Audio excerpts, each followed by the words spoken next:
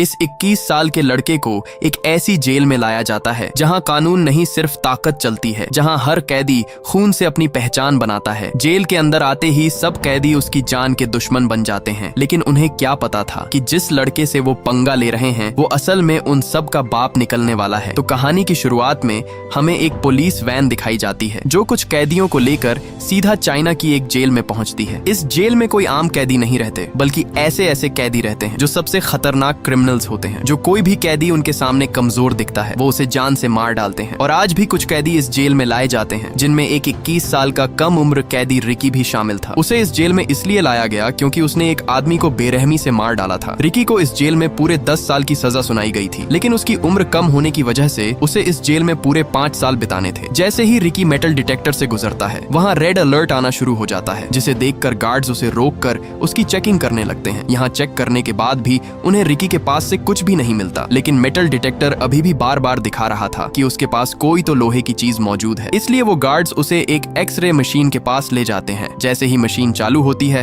तो वहाँ उसके सीने पर एक नहीं बल्कि पूरी की पूरी 5 गोलियां फंसी हुई थीं, और इन्हीं गोलियों को मशीन डिटेक्ट कर रही थी। ये देखकर वहाँ मौजूद गार्ड्स एकदम से चौंक जाते हैं कि भला ऐसे कैसे हो सकता है कि एक आम इंसान के सीने के अंदर 5 गोलियां फंसी हों, लेकिन फिर भी वो बिल्कुल सही सलामत खड़ा हो। वो गार्ड उससे कहता है कि तुमने इन गोलियों को निकलवाया क्यों नहीं। आगे से रिकी उसे बताता है कि ये गोलियां मेरी बॉडी के लिए एक पावर है, इसलिए मैंने इन्हें नहीं निकाला। फिर हमें दिखाया जाता है कि यह जेल असल में 4 अलग अलग ब्लॉक्स में बटी हुई है, और हर ब्लॉक पर एक खतरनाक कैदी का राज होता है। ये चारों अपने अपने हिस्से के बादशाह होते हैं, जो चाहे करते हैं, जिसे चाहे सजा देते हैं। हर सेल का लीडर अपने इलाके में किसी को सांस भी अपनी मर्जी से लेने नहीं देता, और जेल का हर एक कोना डर, खून और जुल्म से भरा हुआ है। सुबह होते ही सब अपने कामों में लगे हुए थे। तभी वहाँ एक कैदी आता है जिसका नाम सैमुअल था, जो वेस्ट ब्लॉक का लीडर था। वह आते ही वहाँ एक बूढ़े कैदी विंग को पीटने लगता है, क्योंकि उसने उसका कहना नहीं माना था, इसलिए वह उसे वहाँ पीट डालता है। दरअसल ये आदमी अपनी पूरी जिंदगी इस जेल में बिता चुका था, और उसे इस जेल से बाहर जाने की कोई भी उम्मीद नहीं नजर आ रही थी, क्योंकि उसे पता था कि वो इन जालिम और बेरहम कैदियों के बीच ज्यादा देर तक जिंदा नहीं बच पाएगा। इसलिए उसने जेल में ही एक छोटा सा खिलौना अपने बेटे के लिए बनाया,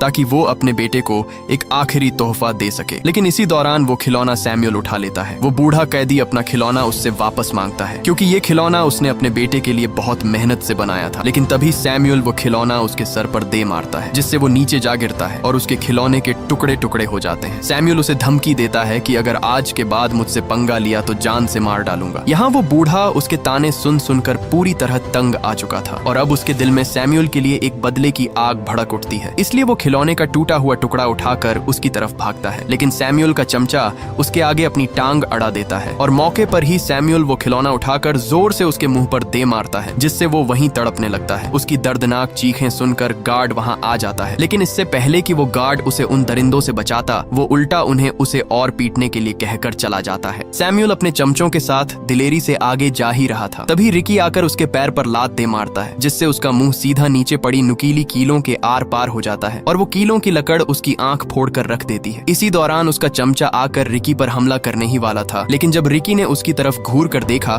तो उसके अंदर ऐसा खौफ बैठा कि वो तीनों वहां से उल्टे पैर भाग निकले। यहाँ सैमुअल तो किसी तरह बच गया, लेकिन वो अपनी एक आंख से अंधा हो चुका था, इसलिए अब उसके अंदर बदले की आग भड़क रही थी। वो अब हर हाल में रिकी का काम तमाम करने के लिए अपनी जान लगा देगा, लेकिन बदला लेकर ही रहेगा। इसी दौरान उसका वही चमचा आता है और कहता है कि हमें रिकी को मारने के लिए मैड ड्रैगन की जरूरत होगी, वो उसे हर हाल में मार डालेगा। मैड ड्रैगन इस जेल में सबसे खतरनाक कैदी है, जो किसी को भी जिंदा नहीं छोड़ता। अगर कोई उससे पंगा लेता तो वो उसे अपने एक ही हाथ से खत्म कर देता। मैड ड्रैगन को वार्डन ने अभी के लिए एक काल कोठरी में बंद किया हुआ है, क्योंकि उसने पिछले दिन ही एक कैदी को बेरहमी से मार डाला था। उसी दिन सैमुअल एक गार्ड से डील करता है और कहता है कि आज ही विंग को बताओ कि उसकी सजा और बढ़ा दी गई है, और अब वह इस जेल में पूरे 20 साल और बिताएगा। इसलिए वह गार्ड सीधा उसके पास आता है और बताता है कि अब तुम्हारी रिहाई कैंसिल कर दी गई है, और अब से तुम्हें 20 साल और इस जेल में गुजारने होंगे। ये सुनकर उस बूढ़े कैदी के पैरों तले जमीन ही खिसक जाती है, क्योंकि उसे पता था कि अगर अब वह इस जेल में रहा तो सैमुअल उससे अपना बदला जरूर लेगा और उसे तड़पा तड़पा कर मारेगा। इसलिए वो गार्ड्स के पैर पकड़कर उनसे रिहाई की भीख मांगता है, लेकिन वो गार्ड्स आगे से उल्टा उसे पीट कर वहाँ से चले जाते हैं। इससे पहले कि अब वो और तड़प तड़प कर यहाँ अपनी जिंदगी गुजारता, उसी रात वो अपने आप को फांसी पर लटका कर खत्म कर देता है। ये खबर पूरी जेल में फैल जाती है, और रिकी को भी पता चल जाता है कि जिसकी उसने उस दिन जान बचाई थी वो मारा जा चुका है। जब गार्ड्स उसकी लाश वहाँ से ले जा रहे थे, तब वहाँ रिकी आता है। वो जब विंग के हाथ पर लगी हथकड़ी देखता है तो वो उन गार्ड्स को उसके हाथों से उसे हथकड़ी खोलने के लिए कहता है क्योंकि वो मर चुका है,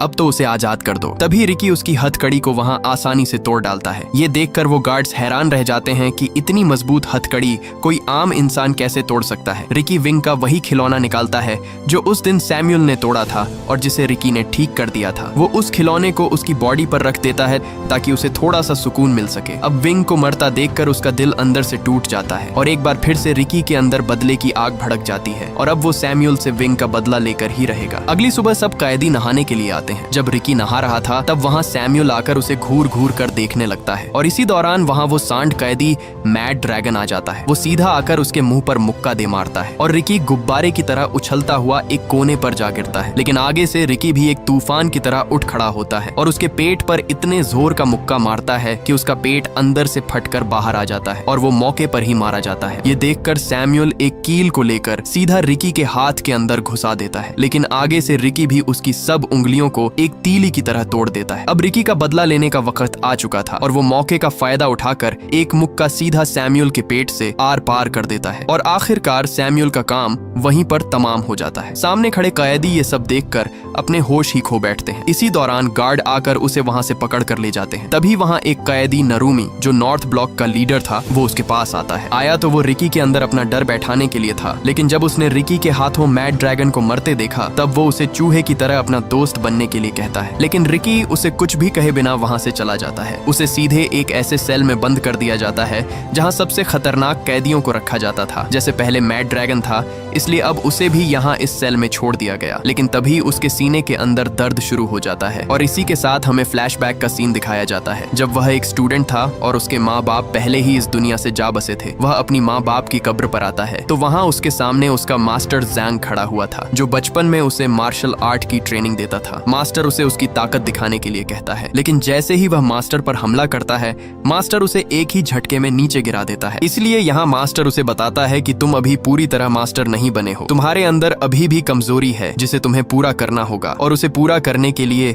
अभी काफी समय लगेगा, तब जाकर तुम एक मजबूत फाइटर बन पाओगे। इसीलिए यह सुनकर रिकी मास्टर के कदमों में जा गिरता है और गिड़गिड़ाकर कहता है कि मुझे हर हाल में मास्टर बनना है, मैं अपनी कमजोरी को दूर करूंगा चाहे कितना भी समय लगे। इसीलिए उसी दिन मास्टर उसे ट्रेनिंग देना शुरू कर देता है और यहाँ मास्टर रिकी से कहता है कि सबसे पहले तुम्हें अपने दिमाग पर कंट्रोल करना होगा, फिर तुम्हें अपने दिमाग से सारा गुस्सा और नफरत बाहर निकालनी होगी। मास्टर उसके सामने एक पत्थर रखकर कहता है कि अपने पूरे दिमाग को कंट्रोल करके इसे तोड़ कर दिखाओ। इसलिए रिकी खुद को काबू करके वहाँ रखे पत्थर को एक कागज की तरह चीर डालता है। ये देखकर मास्टर वहाँ उस पर पत्थरों की बारिश कर देता है। आगे से रिकी भी उन्हें ऐसे चीरता डालता जैसे कोई तूफान हो। आखिर में मास्टर सबसे बड़ा पत्थर उठाकर सीधे उसके सीने पर दे मारता है, लेकिन रिकी उसे भी आसानी से तोड़ देता है। अब यहाँ मास्टर को समझ आ जाती है कि रिकी अपने आप पर पूरी तरह कंट्रोल करना सीख गया है और अब उसे और ट्रेनिंग की जरूरत नहीं है। इसके बाद सीन शिफ्ट होता है और हमें रिकी दिखाया जाता है जो अपने सेल में बैठा था। इसी दौरान वहाँ एक गार्ड आकर उसे कहता है कि तुम्हें असिस्टेंट वार्डन ने बुलाया है, इसलिए उसे सीधे असिस्टेंट वार्डन के पास लाया जाता है जिसका टेबल खाने से भरा पड़ा था। उसका एक हाथ नहीं था, इसलिए उसने अपने हाथ की जगह पर 2 कुंडों वाली हुक लगा रखी थी और खाना भी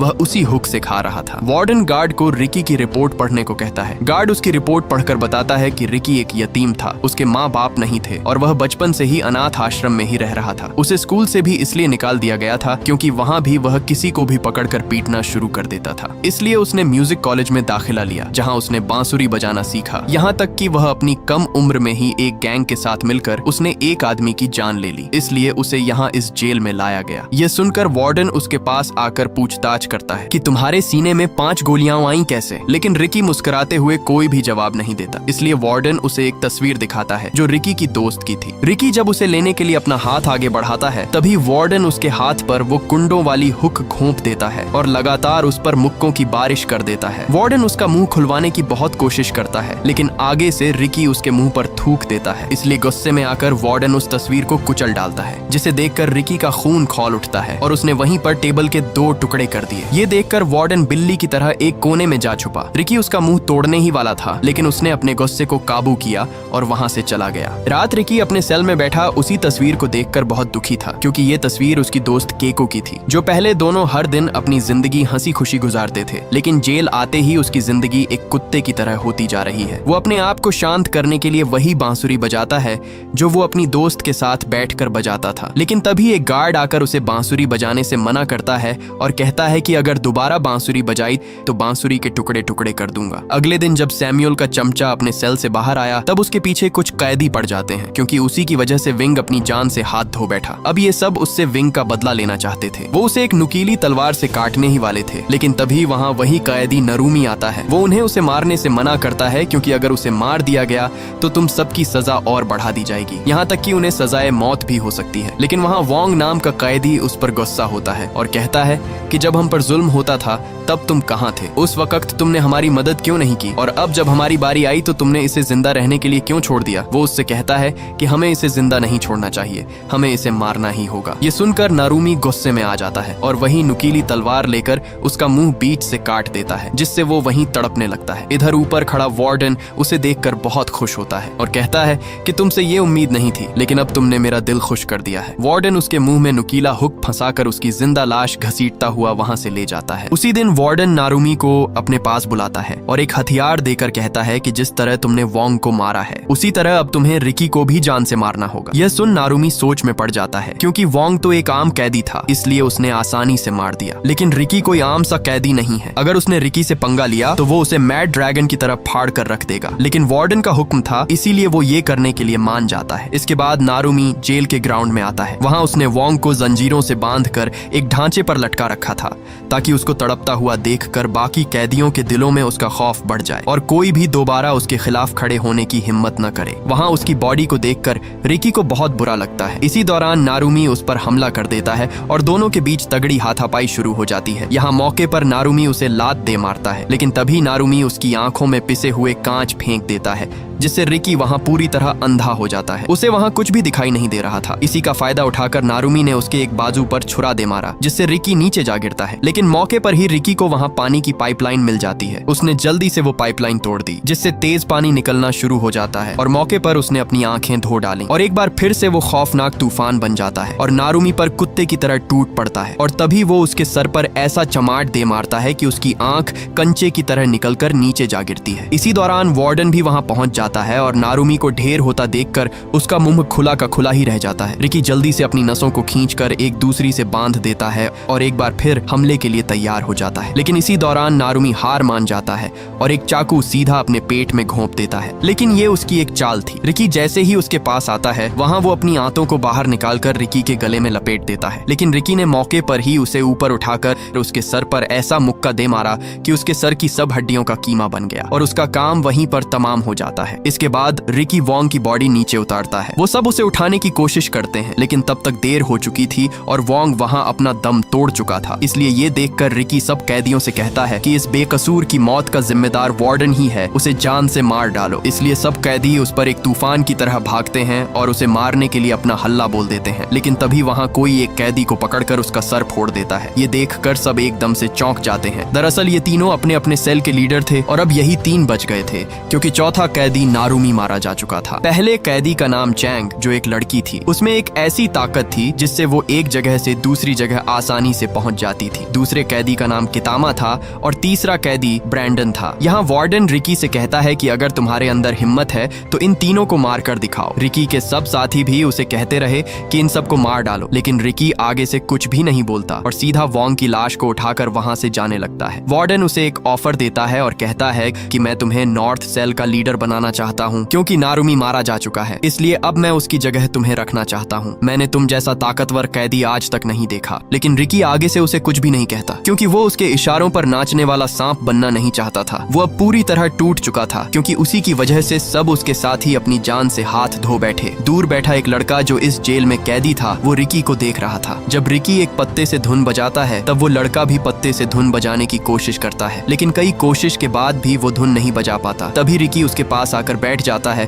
और उसे धुन बजाना सिखाता है। लेकिन इसी दौरान वो लड़का आगे से रोने लगता है। रिकी उससे कहता है कि तुम रो क्यों रहे हो, आखिर वजह क्या है? तब वो लड़का अपना मुंह खोलता है तो वहाँ उसकी आधी जबान कटी हुई थी। दरअसल वार्डन का एक राज था जो सिर्फ उसे ही पता था, इसलिए वार्डन ने अपना राज छुपाने के लिए उसकी जबान ही काट दी। यह देखकर रिकी के अंदर वार्डन से बदला लेने की आग और भी बढ़ जाती है। रिकी उसे अपनी वो बांसुरी दे देता है। जैसे ही वो उस बांसुरी को बजाता है, तब वो बांसुरी बजने लगती है, जिसे देखकर वो बहुत खुश होता है। खुशी के बदले में वो लड़का रिकी को कुछ पत्ते देता है ताकि वो भी उन पत्तों से बांसुरी बजा सके। लेकिन जब रिकी उन पत्तों को देखता है तो उसे शक पड़ जाता है क्योंकि वो पत्ते नशा बनाने के लिए इस्तेमाल होते हैं और हकीकत में सब सेल के लीडर इन पत्तों को बेच के काफी तगड़ा पैसा छाप रहे थे। रिकी उससे पूछता है कि ये पत्ते तुम्हें कहाँ मिले। वो उसे बताता है कि मैंने ये पत्ते वेस्ट ब्लॉक से लिए थे। इधर वही लड़की उन्हें ऊपर से छुपकर देख रही थी क्योंकि वही थी वेस्ट ब्लॉक की लीडर जो सबको ये पत्ते बेचती थी। वो लड़की सीधा एक कमरे में आकर अपने दोस्तों को सब कुछ बताती है कि हमारा पोल खुल चुका है क्योंकि उस लड़के ने उन पत्तों के बारे में रिकी को बता दिया है। इसलिए वो उस लड़के को अपने पास बुलाती है और वहाँ एक लीडर उसे एक चाकू देकर कहता है कि तुम्हें आज रात रिकी का काम तमाम करना होगा, नहीं तो कल सुबह तुम जिंदा नहीं उठ पाओगे। लेकिन आगे से वो लड़का उसे साफ साफ मना कर देता है। इसलिए गुस्से में आकर वो लड़की उसे बेरहमी से मार डालती है। उन्होंने उसकी लाश जेल के बीच रख दी थी और सब कैदी वहाँ उसकी लाश को देखकर बहुत डरे हुए लग रहे थे। जब रिकी को ये पता चलता है तो वो सीधा उसकी लाश के पास आता है। वहाँ उसकी बॉडी को उन जालिमों ने पीस डाला था। लाश के पास आते ही रिकी को वही बांसुरी पड़ी मिलती है जो उसने उस दिन उस लड़के को दी थी। रिकी अपने साथी को मरता देखकर उसके अंदर गुस्सा उभर आता है। इधर वार्डन को भी उस लड़की के काले करतूत पता चल चुके थे जिससे वो उस पर बहुत गुस्से होता है। दूसरी तरफ रिकी ने पूरे का पूरा उन पौधों का बाग ही जलाकर राख कर डाला। वो लड़की वहाँ भाग कर आती है लेकिन तब तक देर हो चुकी थी और उसके सब पौधे जलकर वहाँ राख बन गए थे। रिकी गुस्से से उसे कहता है कि जिस तरह तुमने मेरे साथी को मारा है उसी तरह मैं भी तुम्हें तड़पा तड़पा कर मारूंगा। उन दोनों के बीच लड़ाई शुरू होने ही वाली थी कि तभी वो लड़की गोली की तरह भागकर उसे ऐसा मुक्का दे मारती है। वो उड़ता हुआ सीधा एक दीवार के साथ जा लगता है। इधर जब जेल के अंदर सब कैदियों को पता चलता है कि बाहर आग पूरी तरह फैलती जा रही है, इसलिए सब कैदी मौके का फायदा उठाकर वहां से बाहर भागने लगते हैं। सब कैदी अपनी आजादी के लिए उस बिल्डिंग से बाहर नीचे भाग जाते हैं क्योंकि उनके पास यही एक आखिरी मौका था इस जेल से भागने का। दूसरी तरफ वार्डन को भी सब पता चल जाता है, इसलिए वो उस गार्ड पर बहुत गुस्से होता है। लेकिन तभी एक गार्ड आकर उसे बताता है कि कल वार्डन यहाँ आ रहा है। ये खबर सुनकर असिस्टेंट वार्डन के होश ही उड़ जाते हैं क्योंकि अगर वार्डन कल यहाँ आ गया तो सब कैदियों के साथ साथ उसकी भी कुत्ते की तरह धुलाई होने वाली थी। इधर रिकी भी पूरी तरह अपनी हिम्मत हार जाता है लेकिन तभी उसके जहन में उसके मास्टर की बात आती है। उसके मास्टर ने उसे कहा था कि जब तुम्हें महसूस हो कि तुम अपने दुश्मन के सामने हारने वाले हो तब उसे कभी भी अपनी असली ताकत का एहसास मत होने दो, बल्कि उसे यह यकीन दिला दो कि तुमने हार मान ली है, जिससे वो थोड़ा ठंडा पड़ जाएगा और तब तुम अपनी सब ताकत एक ही जगह पर इकट्ठी कर लो और मौके का फायदा उठाकर उस पर हमला कर दो। और रिकी भी ऐसा ही करता है और वो दोबारा से उसके सामने हमले के लिए तैयार खड़ा हो जाता है। लेकिन तभी वही कैदी ब्रैंडन वहां आ जाता है। वो रिकी पर रस्सियों से हमला करने लगता है क्योंकि उसके पास रस्सी फेंकने की एक बहुत खतरनाक ताकत थी। उसने उन रस्सियों के कोने पर एक बड़ी सी नुकीली कील लगाई हुई थी जो सबके शरीर के आर पार हो जाती है। तभी उसने एक के बाद एक हमला कर करके रिकी की बॉडी नुकीली कीलों से सील दी। इसी दौरान वहाँ वो कैदी कितामा आकर उसे पकड़ लेता है। वो उसे मारने ही वाला था कि इसी दौरान वहाँ अलार्म बजने लगता है और सबको अपने अपने सेल के अंदर जाने के लिए कहा जाता है और जो नहीं जाएगा उसे गोलियों से भून दिया जाएगा। लेकिन कितामा भी उनकी एक बात नहीं सुनता और रिकी से बदला लेकर ही जाने वाला था, इसलिए गार्ड्स उस पर गोलियों की बरसात कर देते हैं और मौके पर ही वो सब वहाँ से भाग निकलते हैं। कितामा रिकी को एक सेल के अंदर ले आता है। सेल के अंदर आते ही उसका दरवाजा बंद हो जाता है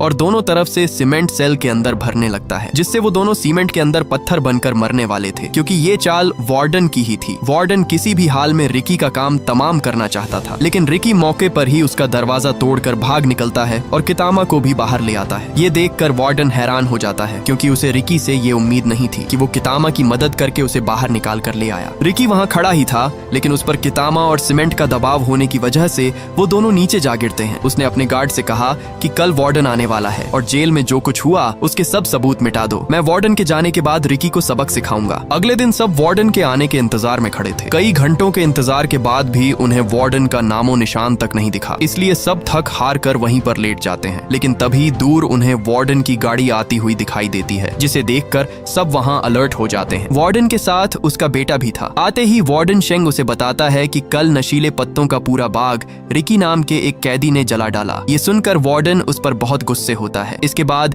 शेंग उसे रिकी के पास ले आता है जहाँ रिकी एक सेल में बंद था और उसकी पूरी बॉडी सीमेंट से जकड़ी हुई थी। लेकिन तभी रिकी ने अपनी बॉडी से सब सीमेंट की परात तोड़ दी और मौके पर ही उसने वार्डन के गले को दबोच लिया। लेकिन इससे पहले वो उसे वहां मार डालता तभी एक दीवार तोड़कर कितामा उस पर हमला कर देता है। कितामा उसके हाथों को जेल की मोटी सलाखों के अंदर दबोच देता है और उस पर लगातार मुक्कों की बारिश कर देता है। एक के बाद एक मुक्का रिकी की कमर तहस नहस कर देता है। रिकी ने उस दिन उसकी जान बचाई लेकिन उसने उस पर जरा भी रहम नहीं किया। कितामा उसका सर दबाकर फोड़ने ही वाला था, तभी उसने अपनी पावर दिखाई और उसके गले पर ऐसा मुक्का मारा कि उसका गला फट कर बाहर आ गया। मौके पर रिकी ने उसके हाथ पर ऐसा वार किया कि उसकी सब उंगलियां बिखर कर नीचे जा गिरी और कितामा वहीं पर मारा जाता है। ये देखकर वार्डन ने ऊपर से हाइड्रोलिक प्रेस चालू कर दी, जिसे रिकी रोकने की बहुत कोशिश करता है, लेकिन तभी वार्डन उसे एक जोरदार बिजली का झटका दे मारता है, जिससे तड़प कर वो नीचे जा गिरा। वो हाइड्रोलिक प्रेस भी तेजी से उसके ऊपर आ रही थी, लेकिन इसी दौरान वो हाइड्रोलिक प्रेस अचानक ऊपर जाने लगती है। तब हमारे सामने कितामा आता है, जो अभी भी जिंदा था। उसने उस हाइड्रोलिक प्रेस को ऊपर दबा कर रखा हुआ था, क्योंकि उसके दिल में रिकी के लिए रहम आ गया था, क्योंकि रिकी ने भी उस दिन उसकी जान बचाई थी। इसी का फायदा उठाकर रिकी दरवाजा तोड़कर बाहर निकल आता है। वो तुरंत हाइड्रोलिक प्रेस को रोकता है और कितामा को बाहर आने को कहता है, लेकिन कितामा इतना जख्मी हो चुका था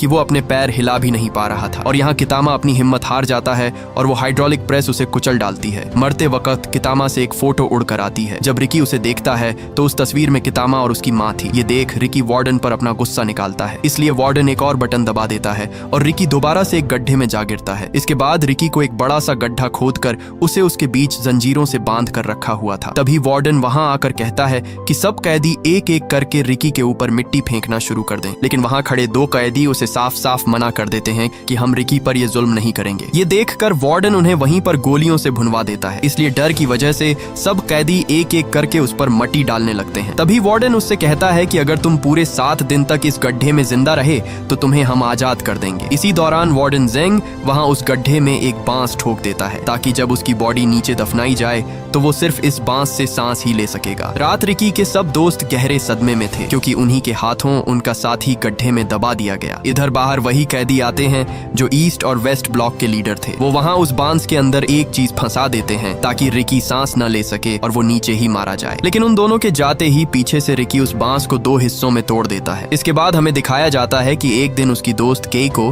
अपने स्कूल से घर वापस जा रही थी। इसी दौरान उसे वहां दूर बैठे कुछ गुंडे दिखाई देते हैं जो उसे पकड़ने के लिए उसका इंतजार कर रहे थे। ये देखकर वो भागने के लिए जैसे ही पीछे मुड़ती है, तब वहां उसे दूसरा गुंडा पकड़ लेता है और उसे सीधा एक कोठरी में लाकर बंद कर देते हैं। उन गुंडों का बॉस केइको से अपना बदला लेना चाहता था, क्योंकि एक दिन केइको की वजह से ही रिकी ने उसकी अच्छी खासी धुलाई कर दी थी। वो उसे वहां मारने ही वाला था कि तभी वो मौके का फायदा उठाकर वहां से भाग निकलती है और वो भागकर सीधा एक बिल्डिंग से कूद जाती है और केइको वहीं पर मारी जाती है। जब रिकी को ये पता चलता है तो उसका दिल अंदर से चूर चूर हो जाता है। वो जैसे तैसे करके उस आदमी को ढूंढ लेता है जिसने उसकी दोस्त की जान ली। आगे से वो आदमी भी उस पर लगातार गोलियां चलाता है, लेकिन रिकी को जरा भी फर्क नहीं पड़ता। उल्टा रिकी उसकी टांग तोड़कर उसका सर फोड़ देता है और वो मौके पर ही मारा जाता है। और यही रिकी का जुर्म था, जिसकी वजह से उसे उस खतरनाक जेल में बंदी बनाया गया। दूसरी तरफ उसके 7 दिन पूरे हो चुके थे। उसी दिन रिकी को उस गड्ढे से बाहर निकाला जाता है। वार्डन को यकीन था कि वो मर चुका होगा, लेकिन जैसे ही उसे बाहर निकाला गया तो वहां उसकी सांसें चल रही थीं। ये देखकर वार्डन के होश ही उड़ जाते हैं, इसलिए रिकी को दोबारा से नुकीलेदार सरियों के अंदर फंसा दिया गया। वार्डन उससे उसकी ताकत के बारे में पूछता है कि ऐसी कौन सी ताकत तुम्हारे अंदर है जो तुम मट्टी के अंदर बिना सांस के जिंदा रहे। लेकिन रिकी भी आगे से अपना मुंह नहीं खोलता, इसलिए वहां वही लड़की आती है। उसने अपने हाथ में बहुत सारे ब्लेड रखे हुए थे। वो उन सारे ब्लेडों को रिकी के मुंह के अंदर दबाकर ऊपर से टेप लगा देती है और एक के बाद एक लगातार तमाचे उसके मुंह पर दे मारती है, जिससे रिकी का मुंह खून से लालो लाल हो जाता है। इसी दौरान वार्डन आकर उसके मुंह से टेप उतार देता है, लेकिन आगे से रिकी सब ब्लेड उसके मुंह पर फेंक देता है और सब ब्लेड वार्डन के मुंह के अंदर धंस जाते हैं। इसलिए एक बार फिर से उसे एक खाली काल कोठरी में डाल दिया जाता है। उसी दिन वहां एक कैदी छुपकर उसे खाना देने आता है। वो खाना देकर वहां से जाता ही है कि तभी पीछे से उसे वही कैदी देख लेता है जो नारुमी का चमचा था और उसी दिन वो वार्डन को उसके सेल के अंदर ले आता है। अंदर आते ही वार्डन उस कैदी को मारकर उसे घसीटता हुआ सीधा रिकी के सेल के पास आता है, लेकिन जब वो रिकी के सेल के अंदर देखता है तो वहां से रिकी गायब था, सिर्फ जंजीर ही पड़े हुए थे। दरअसल रिकी ऊपर छत के साथ चिपका हुआ था। वार्डन जैसे ही अंदर आता है तो वहां रिकी मौके पर वार्डन को पीट डालता है। रिकी जब बाहर आकर उस कैदी को देखता है तो वहां वो मर चुका था, जिसे देखकर उसका खून खोलने लगता है। ये देखकर वार्डन वहां से भागता है, लेकिन नीचे आते ही सब कैदी उसे घेर लेते हैं और इसी दौरान वहां सब गार्ड्स और कैदियों के बीच जंग शुरू हो जाती है। इधर वार्डन पूरी जेल की जांच कर रहा था, लेकिन उसे दूसरी तरफ होती जंग के बारे में कोई खबर नहीं थी। इसी दौरान वहां एक कैदी ने उसकी पीठ पीछे कुछ उल्टा बोल दिया, जिसे सुनकर वार्डन को हजम नहीं हुआ और उसने बेरहमी से उस कैदी का बाजू काट डाला ताकि आइंदा कोई भी उसके बारे में ये गलती न करे। इसी दौरान वहां रिकी आ जाता है। ये देखकर वार्डन ने तुरंत उस पर गोली चला दी, लेकिन आगे से रिकी ने वार्डन सेंग को आगे कर दिया और गोली सीधा उसे जा लगी, जिससे उस वार्डन का पेट गुब्बारे की तरह फूलकर फट जाता है। इसी दौरान वहां वो लड़की पहुंच जाती है। वो रिकी पर हमले पे हमला कर देती है। उसका साथी ब्रैंडन भी रिकी पर नुकीली कीलें फेंकता है, जिससे रिकी वहां गर्म उबलते हुए पानी पर जा गिरता है और वो वहां बुरी तरह तड़पने लगता है। वो लड़की उस पर अपनी टांग से हमला करती है, लेकिन मौके पर रिकी उसकी टांग को उस उबलते हुए पानी के अंदर घोंप देता है और वहीं पर उसकी वो टांग तोड़ डालता है। ये देखकर ब्रैंडन अपनी जान बचाकर वहां से भागता है, लेकिन पीछे से वार्डन उस पर गोली चला देता है और वो भी वहीं पर फट जाता है। यहाँ वार्डन और रिकी दोनों आमने सामने खड़े थे। तभी रिकी उड़ता हुआ उसे ऐसी लात मारता है जिससे वो सीधा एक दीवार के साथ जा टकराता है, लेकिन इसी दौरान वो वार्डन वहां कांपने लगता है और देखते ही देखते वो वार्डन वहां एक बहुत बड़े मॉन्स्टर में बदल जाता है। और यहाँ हमें पता चलता है कि रिकी की तरह वार्डन के पास भी एक खास किस्म की ताकत थी जो उसे एक खतरनाक मॉन्स्टर में बदल देती है। पहले तो वो मॉन्स्टर रिकी को बुरी तरह पीट डालता है, लेकिन मौके पर रिकी अपने दिमाग से काम लेता है और उसे उठाकर सीधे पास चलते ग्राइंडर में फेंक देता है और उसे जोर से ग्राइंडर के अंदर दबाकर उसका कीमा बना डालता है और आखिर में रिकी उसका बचा हुआ सर उठा लेता है। दूसरी तरफ सब कैदी और गार्ड्स एक दूसरे की धुलाई कर रहे थे। इसी दौरान रिकी वहां आकर सबको वार्डन का कटा हुआ सर दिखाता है और कहता है कि तुम सब आजाद हो। रिकी उस सर को दूर फेंकता है और भागकर उस जेल की दीवार को बीच से टुकड़ों में तोड़ डालता है और यहाँ रिकी के साथ साथ सब कैदी भी आजाद हो जाते हैं और ये मूवी यहीं पर एंड हो जाती है। अगर ये वीडियो आपको अच्छी लगी तो इस वीडियो को लाइक और हमारे चैनल को सब्सक्राइब कीजिएगा।